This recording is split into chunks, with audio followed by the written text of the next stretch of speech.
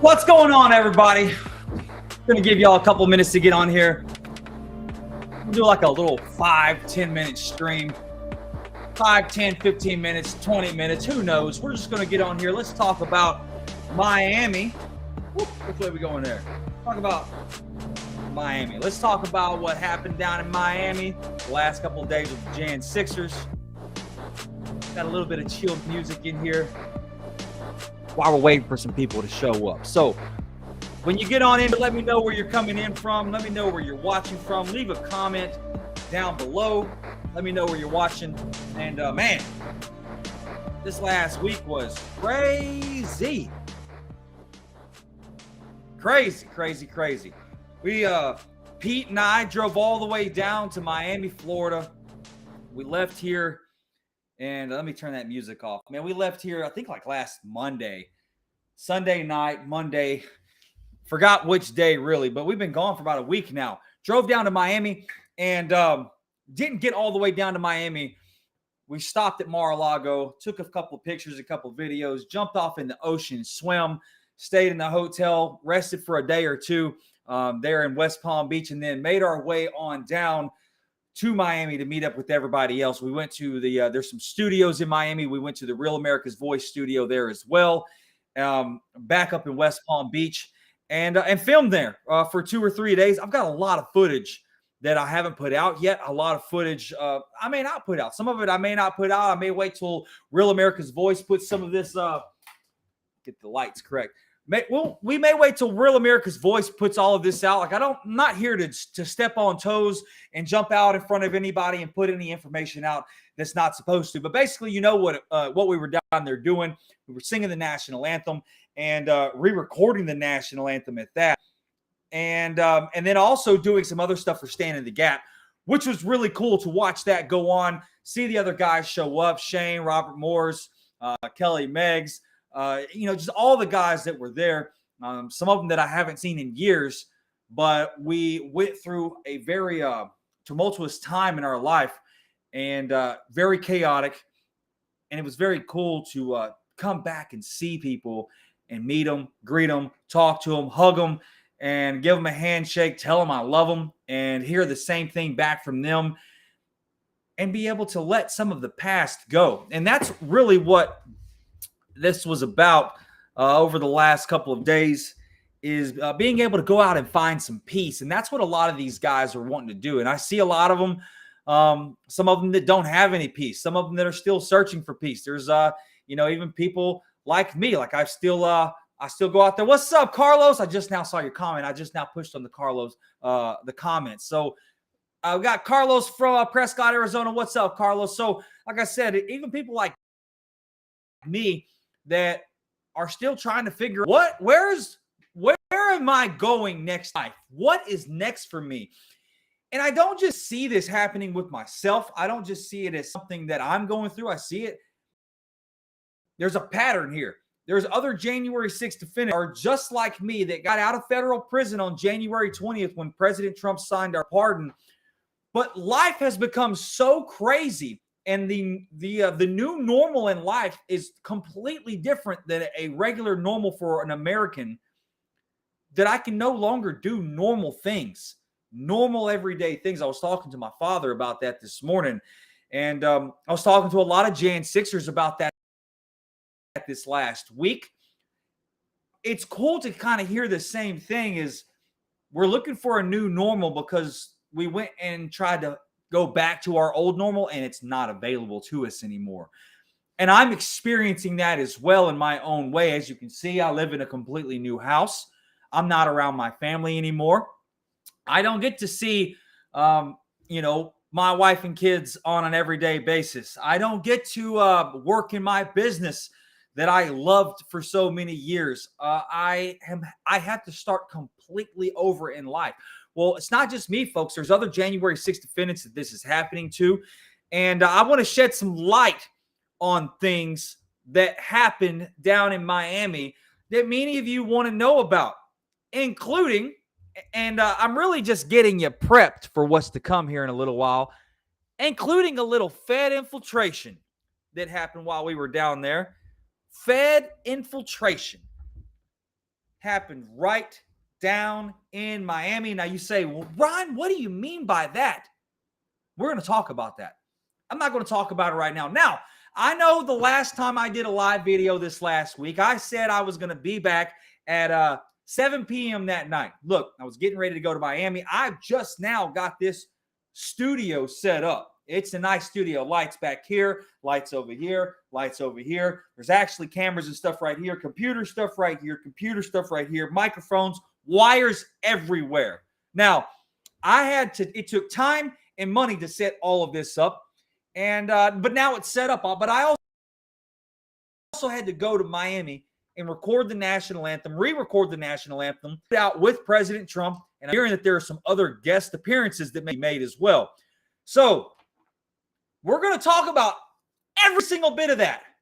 And we're also going to talk about some Fed entrapment that happened while we went down to Miami. And some of you are like, oh my God, what's he talking about here? Well, I'm not just going to be coming with accusations. We're going to be coming with bold facts, black and white, paperwork. I'm not going to be doing that right now in this segment. I'm not even going to be telling you who it is. All I'm asking for is for you to stay tuned. You see right down right here on this ticker, that's where you need to follow me at. If you want to know all this information I'm about to tell you, follow me at Real Ryan Nichols on all socials. Look, it's about to be realryannichols.com. We're going to talk about that soon enough. But just know the re-recording went great. Pete and I had a great time. Thank you, Shane and Stand in the Gap, for having us down there. Thank you, Real America's Voice, for having us down there. Thank you, Don and Donna from Cowboy Logic, for having us down there. Thank you so much for everybody that had a hand in putting this together. And look, if you weren't able to make it down there and you wanted to be there, I understand. I understand that you would want to be there. And I just realized that I put the wrong title on here. So I'm still getting the kinks worked out. I know that you would want to be there.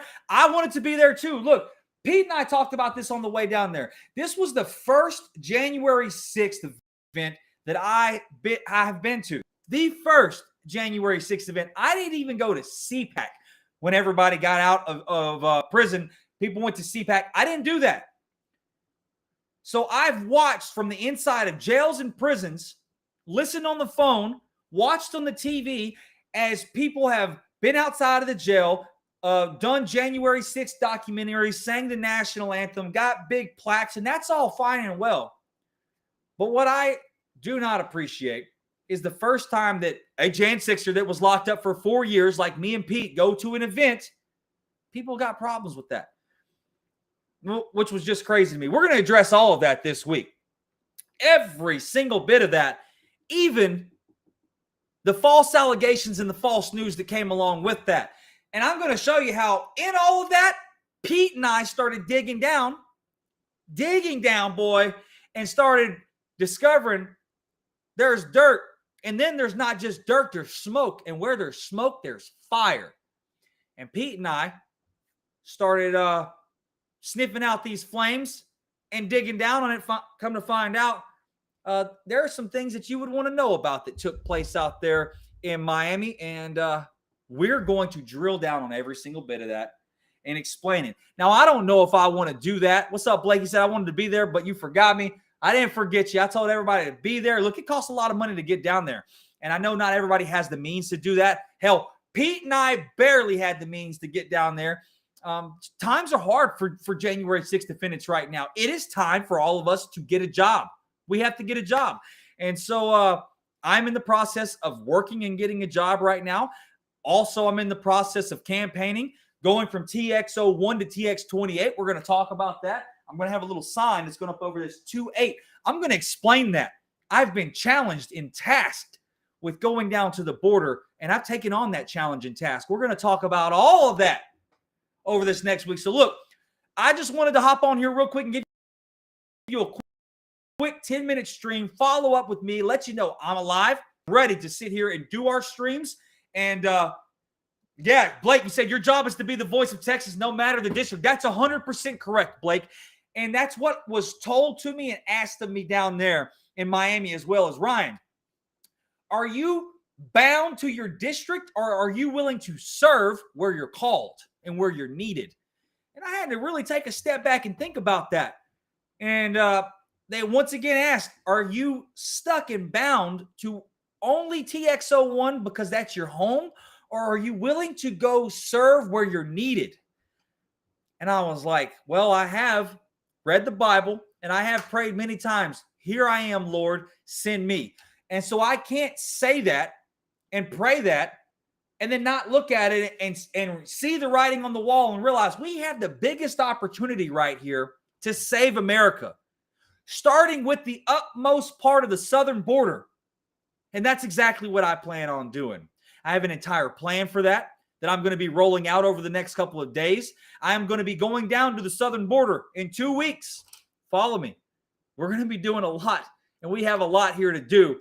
And I'm just getting started and just getting warmed up. So if you're just now tuning in for the first time, my name is Ryan Nichols. I'm a United States Marine Corps veteran and a search and rescue specialist and a pardoned January 6th defendant and a business owner out of East Texas. And I'm a father. I understand what Texas needs, and I understand the evils and atrocities of the cartel and what happens at that southern border. Why? Because I was in federal prison with a lot of these monsters, these terrible people that come across the southern border that work with these cartels. I know exactly what's going on because it happened in our southern prisons, and I want to stop that from ever happening again. I also have plans for family readiness and to promote family stability in southern Texas and to bring jobs and promote economic growth down there. I have a plan, and I cannot wait to lay that out for you people. Please follow me, share this stream out, take little clips and share them out, and I look forward to talking with you on the next stream. I don't know when I'm going to be live, but I'm going to be live sometime again today because, as Blake said, this is my job right here. Thank you for joining me, and I will see you on the next